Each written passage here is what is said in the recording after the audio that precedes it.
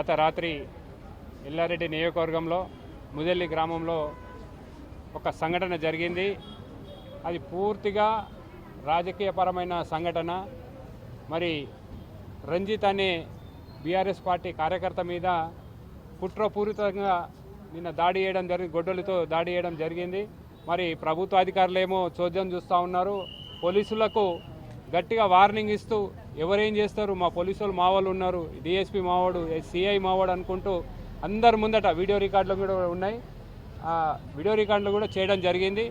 మరి మేము ఒకటే అడుగుతున్నాం ఈ ముఖ్యమంత్రిని, అక్కడ ఉన్నటువంటి ఎమ్మెల్యేను, అంటే మీరు ప్రభుత్వం ఉందా లేదా, లేకపోతే మీ కాంగ్రెస్ పార్టీలో ఉండాలనా, అంటే ఇతర పార్టీలు ఉండద్దా, అంటే ఇదే దౌర్జన్యం రాష్ట్రంలో ఎక్కడ లేని విధంగా ఈ కాంగ్రెస్ ప్రభుత్వం వచ్చినాక ఈ ముఖ్యంగా ఎల్లారెడ్డికి ఎమ్మెల్యే అయిన మదన్ మోహన్ నుంచి ఇవన్నీ రోజు ఆయన నిత్యము అనునిత్యం ఆయన ఎంబటి ఉన్నటువంటి ఆ రౌడీ కార్యకర్తలు ఇవన్నీ సంఘటనలు చేయడానికి కారణమవుతుంది.